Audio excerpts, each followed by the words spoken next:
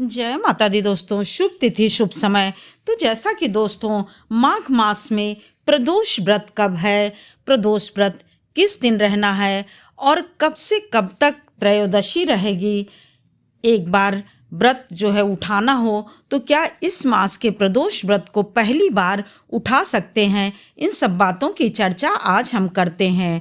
तो जैसा कि दोस्तों प्रदोष व्रत में सुबह सुबह साफ सफाई करने के बाद स्नान करने के जल में गंगा जल मिला करके स्नान करके इन सब से निवृत्त होकर के स्वच्छ वस्त्र धारण करके सर्वप्रथम तुलसी माता और सूर्य भगवान को अर्घ्य देने के बाद मंदिर में, अपने घर के मंदिर में संकल्प जरूर लें कि आज हमारा प्रदोष व्रत पूर्ण हो। जो प्रथम बार रह रहे हैं वह भी इस प्रदोष व्रत से शुरू कर सकते हैं, अर्थात माघ मास शुक्ल पक्ष के प्रदोष व्रत के दिन से प्रथम बार प्रदोष व्रत शुरू कर सकते हैं, उठा सकते हैं व्रत।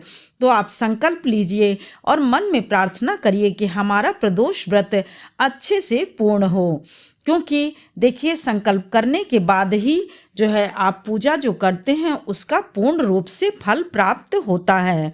इस प्रकार से पूजन आप अवश्य करिए, और पूजन सुबह इसलिए भी करनी चाहिए क्योंकि दिन में जो लोग पानी पीते हैं या फलाहार करते हैं तो उससे कोई भी ऐसी चीज़ें नहीं होगी जो गलत होगी। अन्यथा जो लोग शाम को गोधूली बेला में निराजल रह के व्रत करते हैं वह भी पूजा करें तो भी अच्छा ही है। शिव नाम जप, मंत्र, स्तोत्र, चालीसा आदि का पाठ अवश्य करें, और गोधूली बेला के समय तो विधि विधान से शिव जी का पूजन करें, यानी सुबह भी पूजन करें और शाम के टाइम समय गोधूली बेला में भी पूजन अवश्य करें। और हो सके तो अभिषेक गंगा जल और दूध से भी कर सकते हैं, या मान लीजिए दूध दही घी शक्कर नहीं है तो गंगा जल से ही अभिषेक कर सकते हैं। अभिषेक करने के बाद भांग, धतूर, बेलपत्र, भभूत, शमी पत्र, काला तिल अवश्य चढ़ाएं, कथा पढ़ें, आरती करें, भोग लगाएं और क्षमा प्रार्थना करें। भोग में सफ़ेद वस्तुओं का यदि प्रयोग करते हैं तो वह बहुत ही अच्छा माना जाता है। ऐसा कहा जाता है कि शिव जी को सफ़ेद चीज़ें बहुत ही ज़्यादा पसंद हैं। तो शुभ मुहूर्त में जितने अच्छे से आप सफ़ेद फूल यानी चंदन से, सफ़ेद फूल से पूजा करते हैं उतने ही जल्दी मनोकामना पूर्ण होती है और उसका अच्छा परिणाम प्राप्त होता है। आप खीर बनाइए मखाने की, जो कि प्रसाद के रूप में भोग भी लगाइए, प्रसाद के रूप में घर के लोगों को भी दीजिए और स्वयं भी ग्रहण कर लीजिए। तो पूजन का शुभ मुहूर्त 5:20 से 6:52 तक रहेगा, अर्थात 10 फरवरी को 7 बजे तक आपका त्रयोदशी रहेगी। तो इस प्रकार से हमें 10 फरवरी को ही प्रदोष व्रत रखना है, क्योंकि 9 फरवरी को 7:25 से त्रयोदशी तिथि लग रही है और वहीं समाप्ति उसकी 10 फरवरी शाम यानी सोमवार को 7 बजे तक हो रही है। तो हमें उदया तिथि में भी प्राप्त हो रही है और मुख्य रूप से प्रदोष बेला में भी हमें त्रयोदशी तिथि प्राप्त हो रही है। त्रयोदशी तिथि में वो भी सोमवार में होने पर एक अद्भुत संयोग अपने आप में और भी ज़्यादा हो गया है।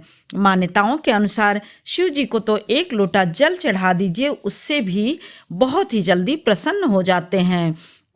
परंतु शास्त्रियों एवं पुराणों मान्यताओं के अनुसार ऐसा कहा जाता है कि जब सोमवार को यदि प्रदोष व्रत त्रयोदशी युक्त पड़ता है तो वह अपने आप में एक विशेष संयोग को ले करके आता है, यानी कोई भी मनोकामना जो आपके मन में हो वह आप ले करके इस प्रदोष व्रत को रह सकते हैं।